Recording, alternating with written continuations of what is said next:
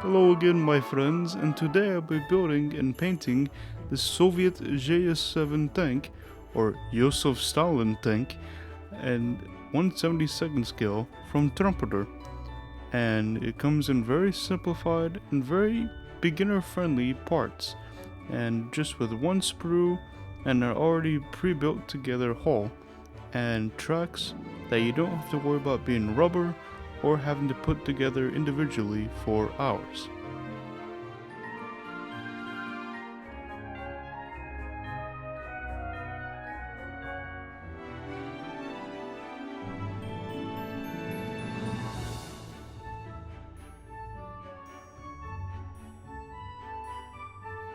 Now we can begin cutting off the parts from the sprue with our sharp side cutters, and with a faster drying time, extra thin cement from Tamiya.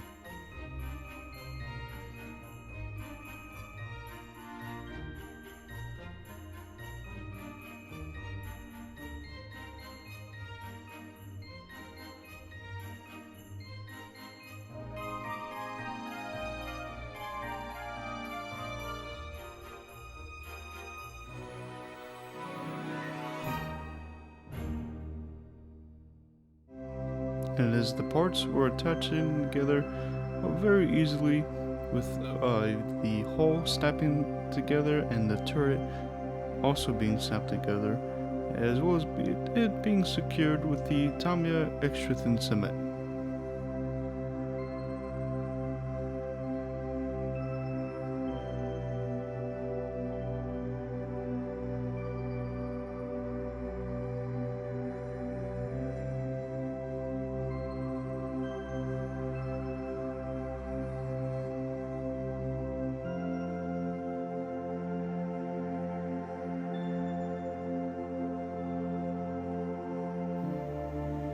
I begin to remove the excess plastic parts from the turret so that I can add on my own grab handle details with some copper wire, as I also create my own armor texture with the Tamiya white putty and the gray surface primer.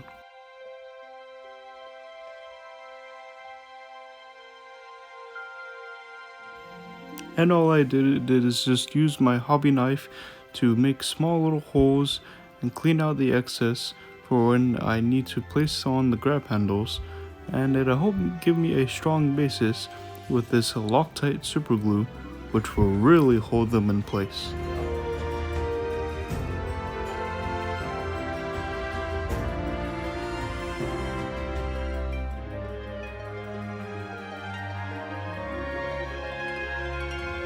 Now we can finally begin priming the model with some life color acrylic primer, and I'm not sure if you can see that. Can you see it? Yeah. Well, I'm sure you could. As we shake it up and we begin to brush paint it straight out of the bottle without any need of thinning, because the paint already comes pre-thinned, even for airbrushing, as we will build up this full effect and nice thin layers over time. Now for the main base coat, we use olive green and white to give you a nice lighter pale olive green tone, and similar to maybe a Russian Forbio color. But it's always subjective, and you can either make it darker or more desaturated or even more vibrant, as I will be adding more green, brown, and yellow tones to this model to help give it some more interest and visually eye appealing, as you will see later on when we weather down and add chipping and tone down the effects of this very pale olive green tone. And you may notice later on that I add even more white to the olive green to push the effect even further. Now we can begin adding the vibrant tones of mixing olive green and flat yellow, both colors from Vallejo, as well you may know that I'm a big fan of Vallejo's acrylic colors, and I just add this in a random clouding variation of, I'm not specifically going for main highlights, but I want it to be random and also have it in areas to where I may want it to be slightly lighter or maybe sometimes even darker. I'm just not very specific with this. Just add it in a random pattern and you should be fine.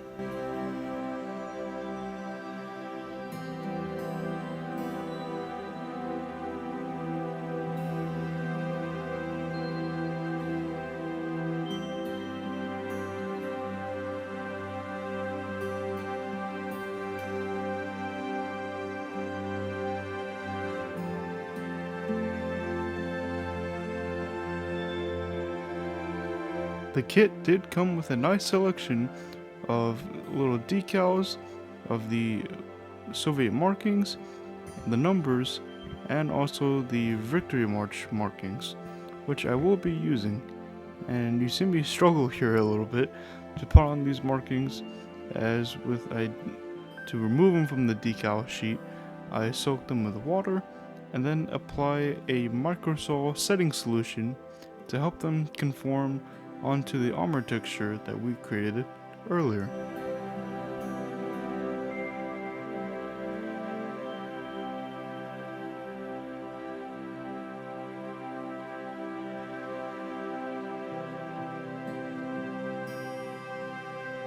To help seal the decals, I use matte medium, which is a vinyl acrylic resin, and you may know it as a clear binder paint, which is just paint without any pigment, to help sealing the decals, but also hide their clear decal film.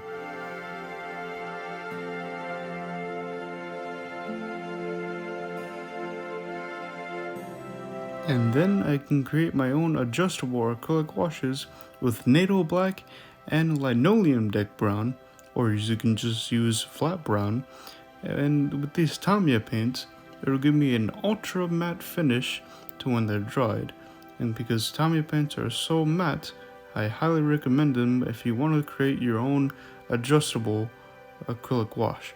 Which here I just use soap and water, and then later on I'll be able to remove it with just a cotton bud moistened with water. And just a very simple and easy way of creating your own adjustable wash.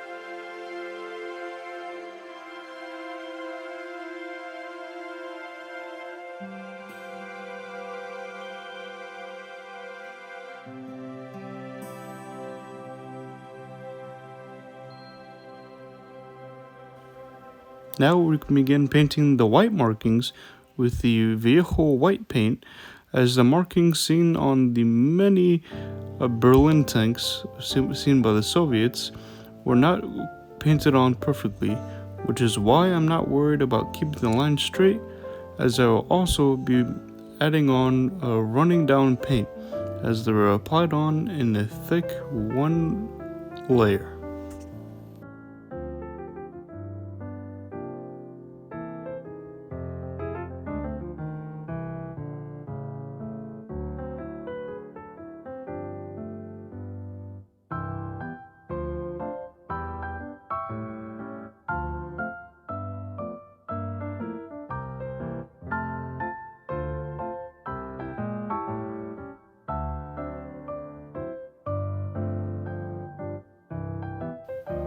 Next, for chipping, we use this Ming or even AK paint, as for it came from a modern paint set, but you can use it as a nice light grayish green tone, as in relatively not too stark or not hard to see light chipping paint.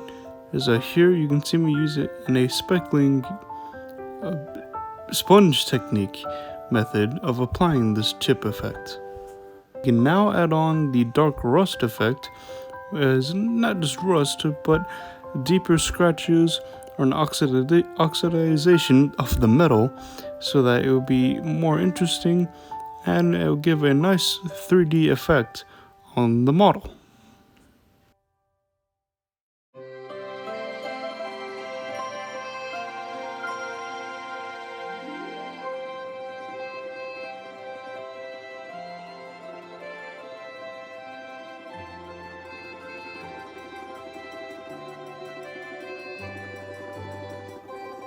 Then we can use flat brown, also from vehicle, mixed in with some AK's retarder to help slow down the drying time so it can create nice streaks.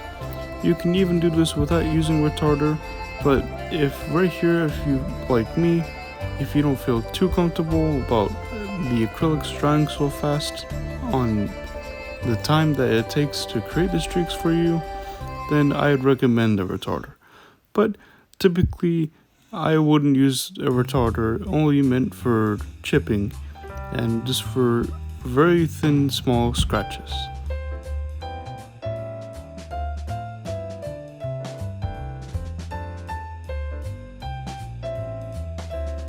I'll probably go to the gulag for this, but I used German gray for painting on the tracks as our first base coat and working as a dark shadow.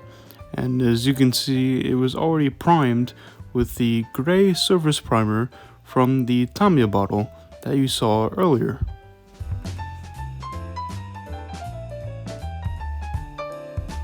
And then I used sky gray, flat earth, and Iraqi sand to help give me a nice variation of colors that help give me dust and not mud, as I want this thing to be seen going through the city streets and collecting a lot of rubble and dust and anything that it may have picked up from its time and fighting in the Battle of Berlin.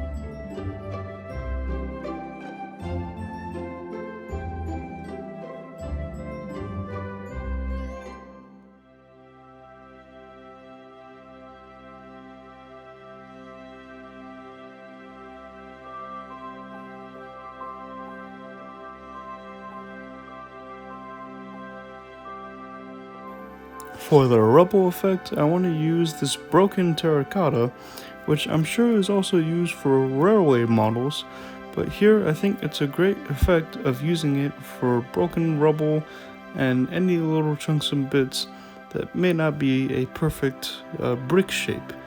And I use thick model glue here for model scenery, but it also does a good job of fixing on these little rocks and even little smaller gravel rocks that we'll be using later on to give an even finer texture.